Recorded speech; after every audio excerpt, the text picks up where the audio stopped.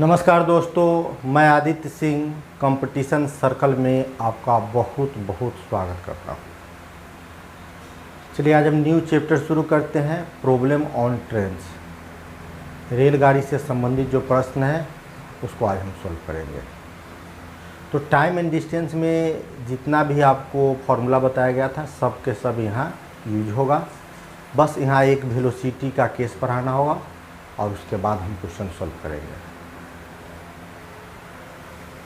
Velocity के 3 case है, गौर कीजिएगा कि जब कोई ट्रेन, पहला केस है, जब कोई ट्रेन किसी पोल को पार करती है, किसी पॉइंट को पार करती है या किसी मैन को पार करती है तो वह सिर्फ अपनी लंबाई को ही पार करती है।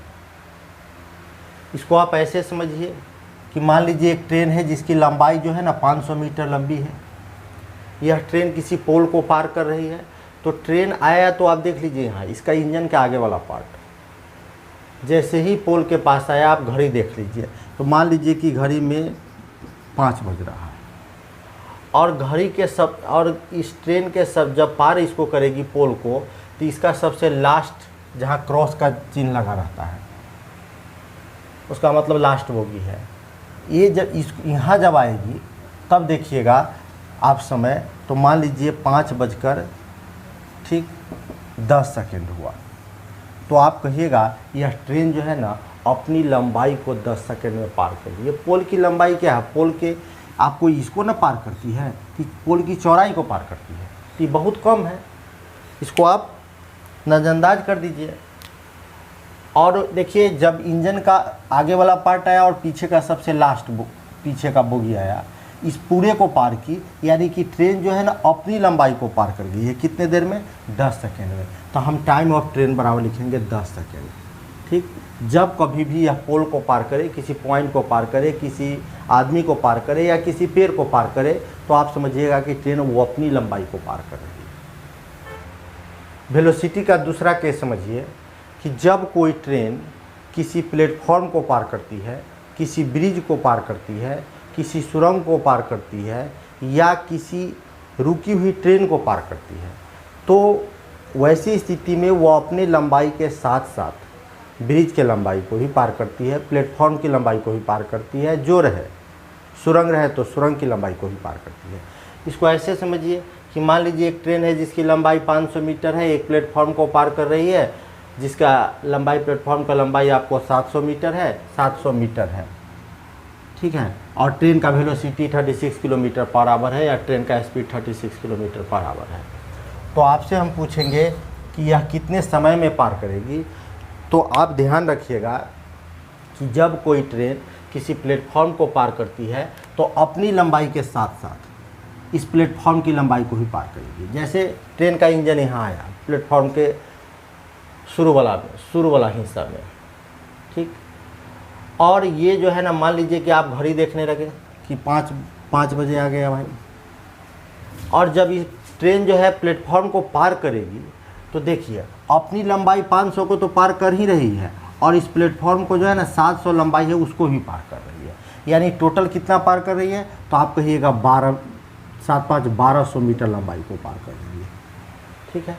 और मान लीजिए कि यहाँ 5 बजे आ गया और इसको पार करते करते 2 मिनट हो गया, तो हम लिखेंगे कि ट्रेन जो है ना इस प्लेटफॉर्म को 2 मिनट में पार की, ठीक, 2 मिनट में। हम टाइम देखते रहेंगे, हम बोलेंगे कि ये ट्रेन जो है ना इस प्लेटफॉर्म को 2 मिनट में पार कर दी। वेलोसिटी का तीसरा केस है कि जिसका भी डिस्टेंस दिया रहेगा, डिस्टेंस उसके टाइम से आप डिवाइड कर दीजिएगा।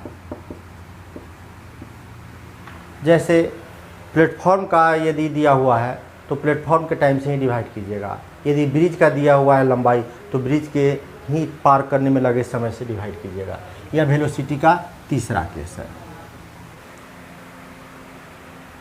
वेलोसिटी के जो आप अभी केस आपको बताए हैं इसको समझाने के लिए हम कुछ प्रश्न का सहारा लेते हैं। जैसे एक प्रश्न है, देखिए, एक 200 मीटर लंबी ट्रेन, एक 200 मीटर लंबी ट्रेन है तो हम लिख दिए ट्रेन की लंबाई कितनी है, 200 मीटर है, लेंथ ऑफ ट्रेन लिख दिए 200 मीटर। एक तार के खंभे को पार करने में कितना समय लगेगी, तार के खंभे को पार करने में यानी पोल को पार करने में कितना समय लगेगी, तो जब कोई ट्रेन किसी पोल को पार करती है तो सिर्फ अपनी लंबाई को ही पार करती है। कितना समय लेगी यदि ट्रेन की गति 72 किलोमीटर पर आवर हो। ट्रेन का स्पीड कहिए, गति कहिए या वेग कहिए, 72 किलोमीटर पर आवर हो। तो आपसे पूछा गया है कि ट्रेन जो है ये पोल को कितने समय में पार करेगी। तो टी बराबर यानी टाइम इज इक्वल टू होता है distance by speed, distance by speed होता है। देखिए ट्रेन किसको पार कर रही है, बिजली के एक खंभे को पार कर रही है। ठीक, क्वेश्चन से लिखा हुआ है कि तार के एक खंभे को पार कर रही है। तो तार के एक खंभा को पार करती है तो सिर्फ अपनी लंबाई पार करती है। तो डिस्टेंस कितना है, लंबाई कहने का मतलब डिस्टेंस है। डिस्टेंस कितना है, 200 मीटर है। ठीक, ये 200 मीटर है और इसका स्पीड कितना है, 72 किलोमीटर पर आवर है। 72 किलोमीटर पर आवर है। अब आपको यहाँ ध्यान रखना होगा यूनिट पर कि 1 यूनिट मीटर में है, 1 किलोमीटर पर आवर में है।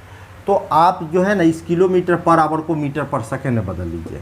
यानी कि इसका डिस्टेंस हम रख दिए 200 मीटर और ये 72 किलोमीटर पर आवर को आप मीटर पर सेकेंड में बदल दीजिए, यानी छोटा कर लीजिए। तो 18 से काट देते हैं, 18 चौक 72, 5 चौका 20 कट गया, 20 से कट गया तो 10 सेकेंड। आप कहिएगा 10 सेकेंड में पार करेंगे। ठीक, देखिए ऊपर का यूनिट जो है वो मीटर था और नीचे वाला यूनिट जो था किलोमीटर पर आवर था, इसको हम मीटर पर सेकेंड में बदल दिए, मीटर पर सेकेंड में बदल दिए, मीटर पर सेकेंड में बदल दिए, मीटर पर सेकेंड में बदल दिया। देखिएगा मेन बटा ये है मीटर, फिर मीटर और सेकेंड ऊपर चला जाएगा। तो मीटर से मीटर कट जाएगा, आपके पास बचा क्या, सेकेंड बचा। इसीलिए हम 10 सेकेंड लिखे हैं। चलिए दूसरा क्वेश्चन देखते हैं।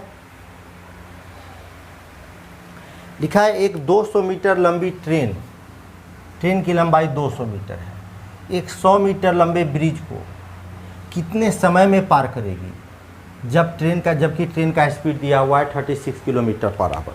तो जब कोई ट्रेन किसी ब्रिज को पार करती है तो अपनी लंबाई के साथ साथ ब्रिज की लंबाई को भी पार करती है। तो आपको टाइम पूछ रहा है, तो टाइम इज इक्वल टू कितना होता है, टाइम इज इक्वल टू होता है डिस्टेंस बाई स्पीड।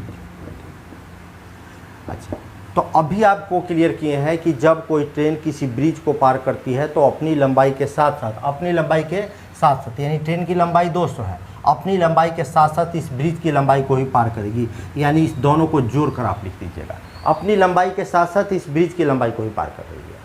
और टाइम कितना है, स्पीड कितना है, 36 किलोमीटर पर आवर है। अब आप गौर कीजिए, ऊपर वाला यूनिट जो लिखे हैं वह 300 मीटर है, नीचे वाला 36 किलोमीटर पर आवर है। तो इस किलोमीटर पर आवर को छोटा कर दीजिए, 18 से 18 दूना 36, 5 से 5 दूना 10, 1 जीरो कट गया, यानी आपका आंसर आ गया। कितने सेकंड में पार करती है, 30 सेकंड में। क्वेश्चन देखिए, एक 200 मीटर लंबी ट्रेन, एक 200 मीटर लंबी ट्रेन है, ट्रेन की लंबाई हम लिख दिए 200 मीटर लंबी ट्रेन, 180 मीटर लंबे ब्रिज को, लेंथ ऑफ ब्रिज 180 मीटर है, 19 सेकंड में पार करती है। तो जब कोई ट्रेन किसी ब्रिज को पार करती है तो अपनी लंबाई के साथ साथ ब्रिज की लंबाई को भी पार करती है। 19 सेकंड में ट्रेन जो है अपनी लंबाई को भी पार करती है और ब्रिज के लंबाई को भी पार करती है। इसलिए ये ट्रेन जो है, ये टाइम जो है वह ट्रेन के साथ साथ ब्रिज का भी दिया है कि जब कोई ट्रेन किसी ब्रिज को पार करती है तो अपनी लंबाई के साथ साथ इस 19 सेकंड में अपनी लंबाई तो यानी 200 मीटर पार की ही और 180 मीटर इस ब्रिज को भी पार की है। तो ये टाइम जो है दोनों को मिलाकर पार करने में लगा है। जबकि एक व्यक्ति को जो है ना 10 सेकंड में पार करती है। तो जब कोई ट्रेन किसी व्यक्ति को पार करती है तो सिर्फ अपनी लंबाई पार करती है। इसे लिखे हैं time of train is equal to 10 second. अब आप यहाँ कह सकते हैं कि time of train plus time of bridge is equal to 19 second है, जिसमें टाइम ऑफ ट्रेन ये दे दिया आपको 10 सेकंड। तो टाइम ऑफ ब्रिज को पार करने में कितना समय लगा, तो एक 10 सेकंड है तो दूसरा कितना हो जाएगा, 9 सेकंड हो जाएगा। दोनों को जोड़ दीजिएगा तो 19 सेकंड हो जाएगा। अब ट्रेन के स्पीड निकालना है आपको, जो स्पीड निकालिए। तो स्पीड बराबर होता क्या है, तो आप कहिएगा स्पीड बराबर होता है डिस्टेंस बाई टाइम। स्पीड बराबर होता है डिस्टेंस बाई टाइम। अब आप सोचिए किसका डिस्टेंस लीजिएगा। यदि आप डिस्टेंस लेते हैं लेंथ ऑफ ट्रेन, डिस्टेंस मतलब ट्रेन की लंबाई लेते हैं। हम किसका लंबाई ले रहे हैं, ट्रेन की लंबाई ले रहे हैं। भाई देखिए, ट्रेन की लंबाई यदि आप लेते हैं तो जिसका आप डिस्टेंस लीजिएगा उसी का टाइम लीजिएगा। तो ट्रेन का आप क्या किए, डिस्टेंस लिए हैं तो टाइम भी ट्रेन का ही लीजिए। ठीक, टाइम ऑफ ट्रेन कितना है, 10 सेकेंड। 10 सेकेंड ये ट्रेन का केस में लिए हैं, हमको निकालना है स्पीड, लेकिन किसके केस में निकालना है, केवल ट्रेन ले रहे हैं। तो ऊपर मीटर है, नीचे सेकेंड है, कट जाएगा, यानी 20 मीटर पर सेकेंड होगा। लेकिन इतना ध्यान रखिएगा कि ट्रेन का वेलोसिटी जब भी पूछे या स्पीड पूछे, गति पूछे, तो आप किलोमीटर पर आवर में निकालिएगा। अधिकांश क्वेश्चन में किलोमीटर पर आवर ही ऑप्शन रहता है, सभी में नहीं। तो हम इसको बड़ा कर देते हैं, 18/5 से भाग दे देते हैं, गुना कर देते हैं। 5 से 5 चौका 20, ठीक। 18 से 18 चौक 72, यानी 72 किलोमीटर पर आवर हो गया। यदि आप कहिएगा कि नहीं, यहाँ जो स्पीड आप निकाले हैं, यहाँ हम किसका लंबाई ले लिए हैं, ट्रेन का लंबाई ले लिए हैं, यानी डिस्टेंस ले लिया है।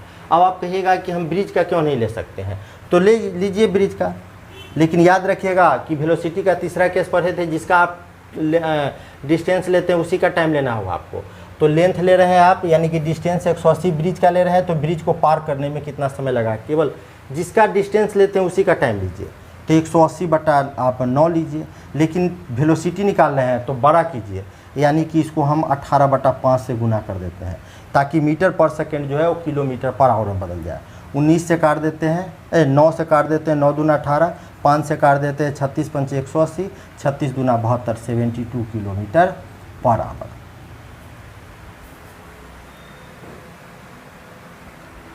अब आपके मन में होगा कि आप जो स्पीड, ये स्पीड है जो हम किसके इसमें हम देख लीजिए, इसमें हम डिस्टेंस भी प्लेटफॉर्म का लिए हैं और टाइम भी प्लेटफॉर्म का लिए।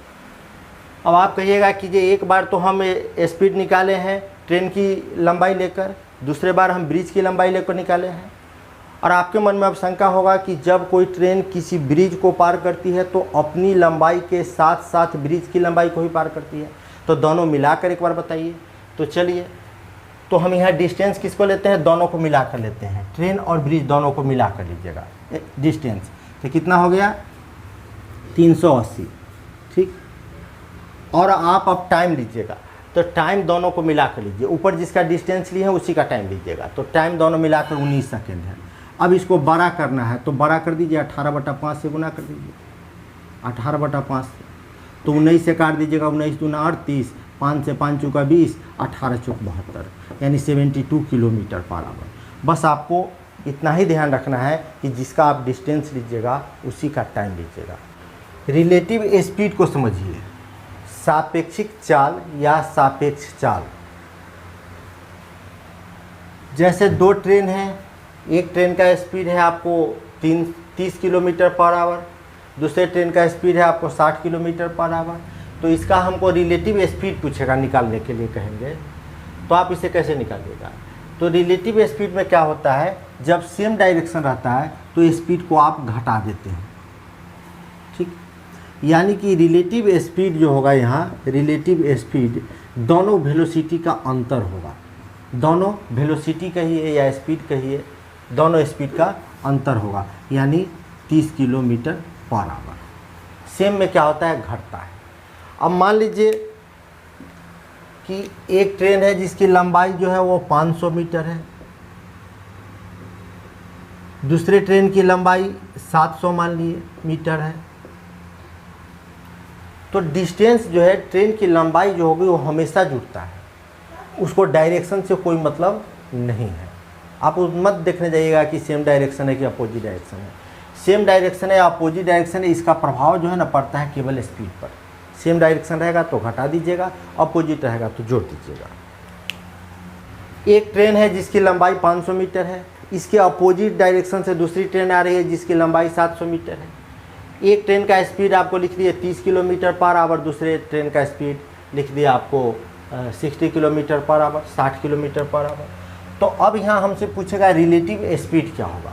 तो देख लीजिए यहाँ क्या है, अपोजिट डायरेक्शन है, तो रिलेटिव स्पीड जब निकालना होगा, डायरेक्शन जब अपोजिट होगा तो दोनों स्पीड को आप क्या कीजिएगा, जोड़ दीजिएगा, दोनों स्पीड को जोड़ दीजिएगा। क्योंकि रिलेटिव स्पीड जो है ना सेम में घट जाता है, अपोजिट में जुड़ जाता है। तो एक का स्पीड 30 है, दूसरे का स्पीड 60 है, दोनों को जोड़कर आप कहिएगा 90 kilometre per hour relative speed हो गया। और डायरेक्शन को क्या बोलते हैं, डिस्टेंस को जो है वो डायरेक्शन से कोई मतलब नहीं होगा, चाहे सेम डायरेक्शन रहे चाहे अपोजिट डायरेक्शन रहे, डिस्टेंस यह हमेशा जुटेगा, ठीक है। मान लीजिए हम इसका टाइम निकालने जाएंगे तो t = d/v एक दूसरे को कितने समय में पार करेगी।